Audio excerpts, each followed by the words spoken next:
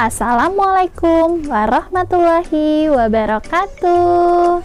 Hai anak-anakku yang hebat, bagaimana kabarnya hari ini? Semoga tetap semangat dan sehat ya.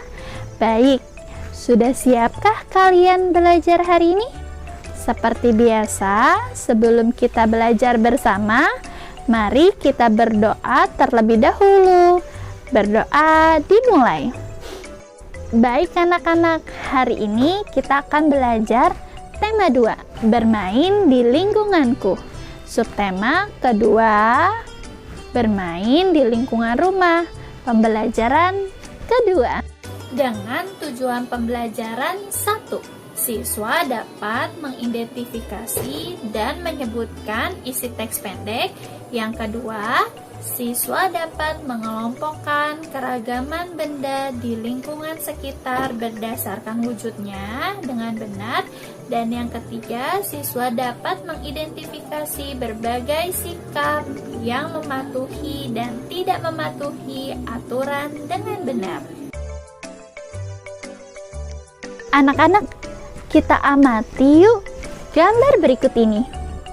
Pada gambar ini, apa yang sedang dilakukan oleh Udin dan teman-teman? Bermain simpai. Ya, benar sekali. Udin dan teman-teman sedang melakukan permainan simpai. Masih ingatkah kalian dengan bentuk simpai?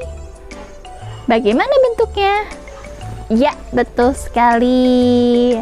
Simpai itu bentuknya adalah lingkaran. Pada minggu lalu kita sudah belajar wujud benda. Wujud benda terbagi menjadi 3, padat, cair, dan gas. Nah, sekarang Bu Eka tanya, simpai itu masuk ke dalam wujud benda apa ya? Benda padat. Ya, hebat. Simpai masuk ke dalam wujud benda padat. Nah, sekarang Bu Eka akan bacakan teks berikut ini. Benda padat. Benda padat banyak terdapat di sekitar kita. Benda padat mempunyai bentuk tetap. Ukuran benda padat juga tetap. Contoh benda padat adalah simpai.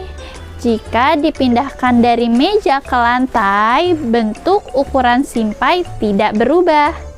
Jika simpai dipindahkan lagi ke lemari, bentuk dan ukurannya juga tidak akan berubah. Adapun jika dipindahkan ke berbagai tempat, bentuk dan ukuran benda padat akan selalu tetap.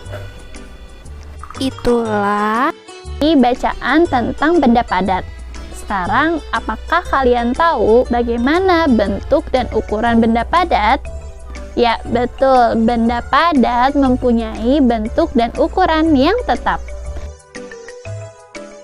Sekarang Bu Eka mau mengajak kalian untuk mengamati benda-benda berikut ini.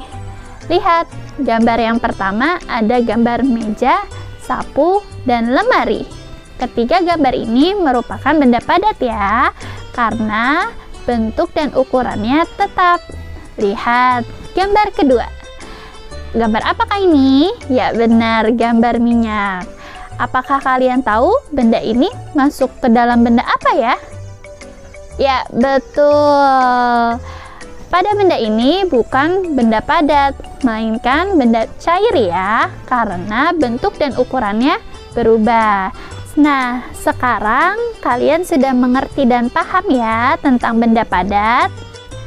Tugas untuk anak-anakku di rumah, carilah 5 benda padat yang ada di rumah, lalu tuliskanlah di buku tulis temamu ya.